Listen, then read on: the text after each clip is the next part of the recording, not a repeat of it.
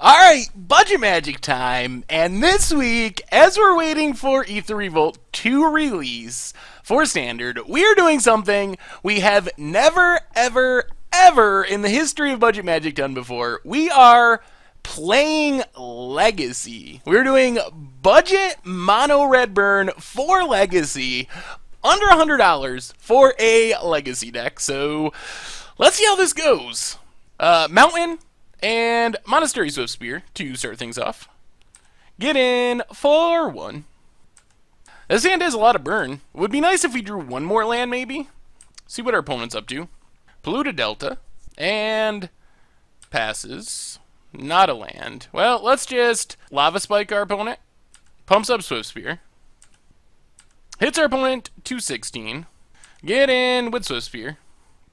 Opponent's down to 14. The main question is going to be, are we able to resolve all of our spells? We have 19 lands in this deck. One land is not ideal. 2 lands is fine. But 1 land is not fine. Oh, God. Alright, that's Entomb, which might mean our opponent's going to get a Grizzlebrand next turn. Oh, Nether Spirit. Interesting. So this is Pox? Well, we're still going to have trouble if we don't draw lands. Sinkholes are land. Well, we gotta draw lands if we're gonna stay in this game. That is not a land. Alright, so we gotta pass the turn. Oh dear. We're really gonna need to draw like a string of lands. Not a land. So pass the turn. Because our opponent's likely gonna be able to keep destroying our lands. Opponent passes. Not a land. Well, let's pass the turn. I'm assuming at this point, each of our lands is going to be like one shot, which is not good. And our opponent's going to be able to kill our Swift Spear. Yep. Well, yeah. I actually don't even think this is a bad matchup, but it's probably going to get worse now that we're going to be down a game. Not a land. Lord. Alright, we'll pitch Eidolon. Opponent starts dredging. Gets in with Nether Spirit. Puts us down to 16. And they're going to loan back Mishra's Factory to get the beats going. Yep, loans back a bunch of lands. Plays a factory. Not a land. We're not very good at getting lucky. I mean, obviously 19 lands is not a lot of lands, but there should be more than one in our top 13 cards. Opponent's going to pick up the pace of their beats. And now we're probably just dead to our opponent's board, even if we draw lands. I guess we're like trusting that our opponent doesn't have more sinkholes. There's a world where we draw land, lightning bolt our opponent's face, draw another land, double chain lightning flame blast, win the game. So that we do have a path to victory. It's gonna need to happen soon though. We need to start drawing these lands, and we need our opponent to not have a sinkhole or life gain, I guess. Opponent loams back some more lands. Has to discard some cards. Well, there's a mountain. So play the mountain. Pass the turn. So, I mean, our plan is in action. We have a path to winning this game. Starts with our opponent not having sinkhole. There's a sinkhole. Well, let's bold our opponent. Down to 9. Yep. That second sinkhole is going to do it. Wow, we had a lot of turns too. So opponent gets in, we drop to 8. Well, I guess the equation is the same. We need to draw 2 lands in a row. Once we miss a land drop, we scoop. There's no winning. Alright, there's a land. So let's chain lightning our opponent's face. Pass the turn. So this is it! Can our opponent somehow kill us? Can they kill our land? Third sinkhole is game over. Opponent dredges. Worm Harvest, bunch of other stuff. And we still need to draw land. Alright, loams back some lands. That's not a sinkhole. Oh, alright. There's the game. Well! Oh, this seems like such a great matchup, and we just could not run well enough. Wow. Okay. So against this deck, what do we even want? I guess the Tormod's Crypts are probably pretty good.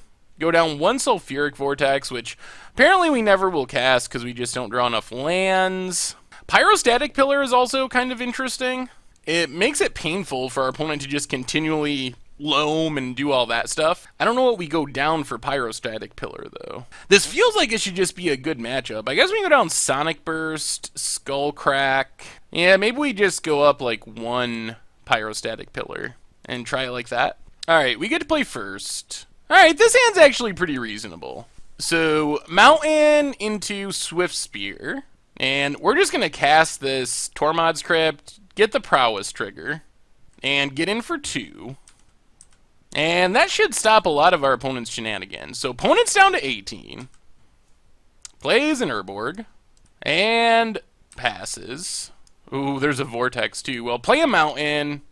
Play Eidolon. Get in with our Swift Spear. Opponent's down to 17. Pass the turn. See what our opponent has. Cycles a Barrenmore. Sure, that's fine. Alright. Polluted Delta for our opponent. Cracks it. Are we about to get sunk? Land Destruction isn't even really good against our deck. I mean, it ended up being insane last game, but it shouldn't be very good against our deck because we don't really need that much mana to function. Alright, opponent passes. We draw a land. Well, play the Mountain. And we are just going to slam this Sulfuric Vortex. Triggers Swift Spear. We take some damage from our Eidolon.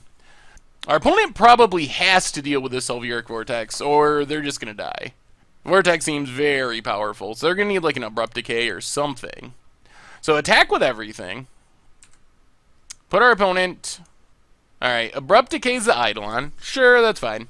Opponent drops to 14, gets hit by Monastery Swift Spear, drops to 12, and then they're going to take 2 on their upkeep down to 10, and we might just have the kill next turn. Question's going to be, do we go for it? But we would have Fire Blast for 4, Bolt for 3, that double prowesses our Swift Spear, and puts us up to exactly 10. Alright, opponent has Liliana. Takes it down, kills our Swift Spear. Okay. We take 2. Draw a Mountain that we don't really need. So let's just pass the turn. No redirect. We just got to kill our opponent. We have this Mountain that we can discard. And we can empty our hand any time, so we're not really worried about more discard. So I think we pretty much have this. Opponent goes Chalice on 1. That is bad for us. Well, we're going to bold our opponent. No redirect. So opponent's to 5. Takes up Liliana. We'll discard this Mountain. And opponent passes. We drop to 14. Well, that makes it easy. So we can just cast this Rift Bolt for full price at our opponent. No redirect. And then just pass the turn and our opponent dies to Sulfuric Vortex. There we go! Winning in Legacy with a $100 deck. Whew! Okay, that was more like it. Man, this feels like it should just be a great matchup. Feels like it should be good. Although, that Chalice is pretty scary. That does shut down a lot of our stuff. Do we want to bring in Smash to Smithereens to fight Chalice? Chalice is good against us. Locks out a lot of our early game plays. But they don't really have a lot of artifacts. Maybe it's still worth it as just like a hedge? Things probably get sketchier on the draw, in all honesty. Since we are... Our opponent can potentially sinkhole us on turn 1. Let's just play through the Chalice. Try it like that. Ooh, alright. So we're on the draw for game 3. Not great. Hand has a... Well, this hand's actually pretty good. We got our Tormod's Crypt, which can be good. Price of Progress potentially represents a lot of damage. Miniature's Factory for our opponent. And passes. Well, let's Mountain. Play Monastery Swift Spear. Cast our Tormod's Crypt. Get in for 2. Well, as long as our opponent doesn't have Chalice on 1 next turn, they shouldn't have Sinkhole. I guess they could have Urborg into Sinkhole. If we can dodge Chalice for 1 more turn, we can... Oh, I guess they could also Mox Diamond into a Black Source into Sinkhole. Yep, discards Barrenmore. Well, we'll see. There's the Urborg. Well, our opponent has all the different options. This could just be a Liliana, I guess? Oh, it's a smallpox. Interesting. That's pretty bad. So we got to discard, I guess, just Rift Bolt and our land. Well, our opponent's down to 2 cards. I guess the question is going to be, do we draw more lands? All right, there's a land. That's good. So let's Lava Spike our opponent and pass the turn. So opponent's down to 14. Do they have even more land destruction? There's a Chalice on one. That's pretty annoying. I'll play the mountain, pass the turn. So Chalice on one does shut down a lot of our good stuff. There's a Dark Depths. Yikes. That could end the game really quickly if our... Oh, more lands. Play a mountain, pass the turn. If our opponent can just make a Marit Lage, then we're dead. That Pox really got us. Opponent removes an ice counter. I'm not especially worried about them doing it that way, but if they draw like a Hex Mage or something, then I'm a little worried. Necroplasm. Beginning your upkeep, put a +1/+1 counter at the beginning of your end step. Destroy each creature with converted mana cost equal to the number of +1/+1 counters on it. And it dredges. Oh, deck. Well, this is kind of the nightmare scenario, that we would draw this many lands. This is just way, way, way too many lands. And this Dark Depths is counting down. It is going to kill us eventually. Alright. Opponent passes. Well, let's play a mountain and just cast a Rift Bolt. Put our opponent to 11. Right now, Price of Progress is 4. So we need like Price of Progresses and Fire Blasts and stuff like that. Wow, opponent gets another non-basic. Alright, so Price of Progress is up to 6. So actually, we're like a Price of Progress away from winning.